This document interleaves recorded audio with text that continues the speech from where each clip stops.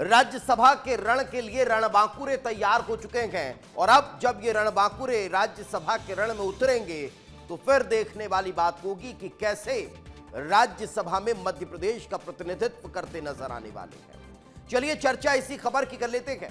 कांग्रेस में राज्यसभा उम्मीदवार का विरोध अब तेज हो चुका है। मीनाक्षी नटराजन के विरोध में कांग्रेस नेता सामने आने लगे हैं। ये सब बताऊंगा, ये भी बताऊंगा कि बीजेपी ने कैसे अब इस पूरे मामले को लेकर नामों का ऐलान कर दिया है। लेकिन बात सबसे पहले कांग्रेस की।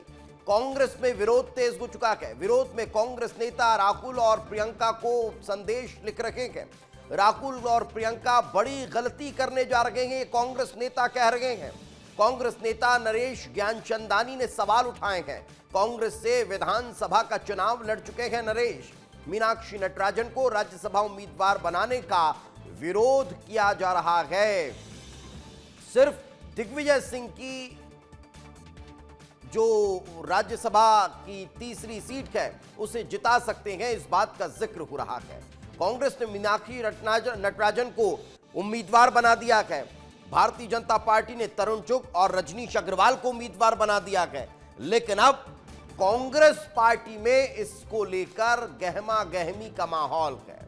विरोध के स्वर जो हैं वो प्रस्फुटित होने लगे हैं। इस वक्त हमारे सहयोगी विवेक हमारे साथ जुड़ चुके हैं, उन्हीं से बातचीत करते हैं। विवेक, एक बड़ी बात, भारतीय जनता पार्टी ने दो नामों का ऐलान किया। एक मध्य प्रदेश के बाहर के हैं और दूसरे मध्य प्रदेश के बहुत ये समझ लीजिए कि छोटे कार्यकर्ता के रूप में उभर कर आगे आए हैं। लेकिन कांग्रेस पार्टी में एकाएक नाम सामने आने के बाद ये विरोध क्यों शुरू होने लगे? ऐसा बीजेपी में तो नहीं हुआ।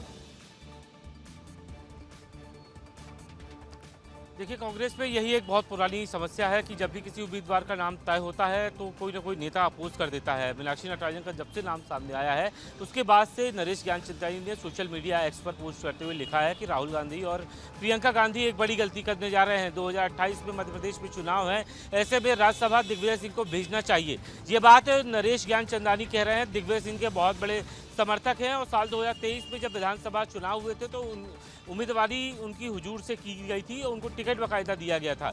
और दिग्विजय सिंह के करीबी होने के नाते ही वो ये सलाह दे रहे हैं, ये विरोध कर रहे हैं और राहुल गांधी और प्रियंका गांधी से ये कह रहे हैं कि बहुत बड़ी गलती कर रहे हैं क्योंकि 2028 में चुनाव है, दिग्विजय सिंह को भेजना चाहिए।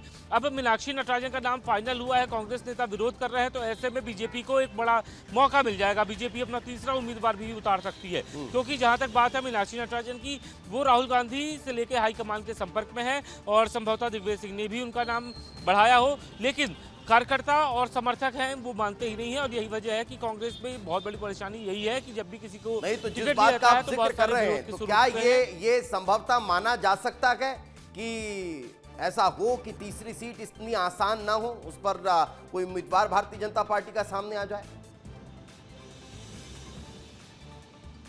बिल्कुल स्वाभाविक सी बात है, बीजेपी कोई ऐसा मौका छोड़ती नहीं है और यहाँ पे तो सेल्फ गोल कर रहे हैं कांग्रेस के नेता। और यही वजह है कि मीनाक्षी नटराजन का जब से नाम फाइनल हुआ है तो कांग्रेस के नेता नरेश ज्ञानचंदानी खुद चुनाव हार चुके हैं, लेकिन किसी राज्यसभा के लिए किसी महिला का नाम विरोध करना ये एक बड़ी बात है कांग्रेस के अंदर। हालांकि उनके खिलाफ क्या एक्शन लेता है, क्योंकि जब राहुल गांधी और प्रियंका गांधी और मल्लिकार्जुन खड़गे के बैठक में और मध्य प्रदेश के 5 नेता मौजूद हो और उसके बाद मीनाक्षी नटराजन का नाम सामने आया, उसके बाद विरोध हो, तो ऐसे में क्या बीजेपी किसी महिला कैंडिडेट को उतार सकती है?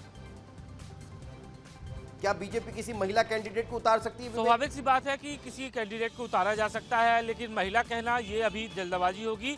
लेकिन तीसरी सीट के लिए बीजेपी जरूर दाव लगाएगी। बिल्कुल, तो तीसरी सीट के लिए बीजेपी जरूर दाव लगाती हुई नजर आ सकती है, ये चर्चा है। और ये इस लिहाज से चर्चा तेज हो जाती है क्योंकि कांग्रेस में ही अब इस सीट पर प्रत्याशी के नाम को लेकर विरोध शुरू हो चुका है। फिलहाल बहुत बहुत शुक्रिया इस तमाम जानकारी के लिए विवेक।